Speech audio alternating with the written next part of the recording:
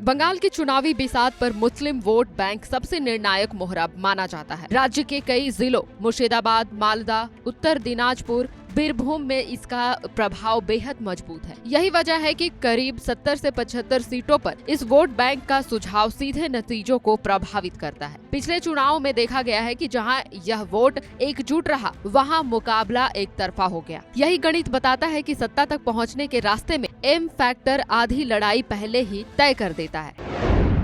जमीन पर दीदी मजबूत, मुस्लिम सीटों पर बीजेपी कमजोर। 2011 से सत्ता में आने के बाद ममता बनर्जी ने इस वर्ग के बीच अपनी पकड़ लगातार मजबूत की है। सरकारी योजनाओं का विस्तार, अल्पसंख्यक क्षेत्रों में विकास और राजनीतिक प्रतिनिधित्व, इन सब ने मिलकर एक मजबूत भरोसा बनाया। समय समय पर संवाद और जमीनी उपस्थिति ने इस भरोसे को और गहरा किया। यही वजह है कि चुनाव दर चुनाव यह वोट बैंक बड़े पैमाने पर एक दिशा में जाता हुआ दिखाई देता है। सवाल ये भी उठता है, क्या यह भरोसा सिर्फ योजनाओं का असर है या एक मजबूत राजनीतिक रणनीति? विपक्ष लगातार आरोप लगाता है कि यह पूरा मॉडल तुष्टीकरण पर आधारित है। उनका कहना है कि एक वर्ग विशेष को साधने के लिए संतुलन बिगाड़ा गया है, लेकिन दूसरी और यह तर्क भी सामने आता है कि अगर यह सिर्फ राजनीति है तो विपक्ष इस वोट बैंक में सेंध क्यों नहीं लगा पा रहा। जमीनी रिपोर्ट्स बताती है कि अब भी मुस्लिम बहुल इलाकों में टीएमसी की पकड़ मजबूत बनी हुई है। ऐसे में सवाल यह है कि क्या विपक्ष की रणनीति कमजोर है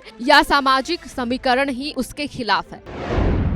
2026 में भी एम फैक्टर हावी, विपक्ष के सामने चुनौती, दीदी का जादू बरकरार।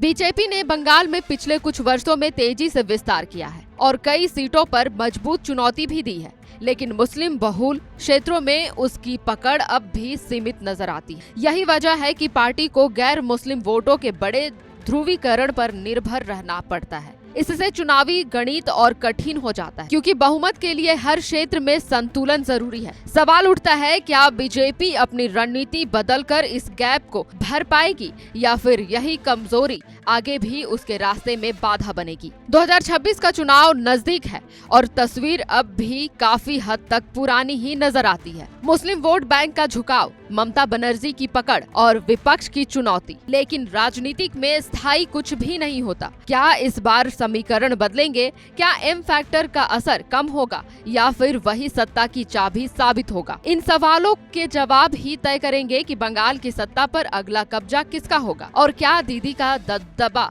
बरकरार रहेगा या इतिहास नया मोड़ लेगा।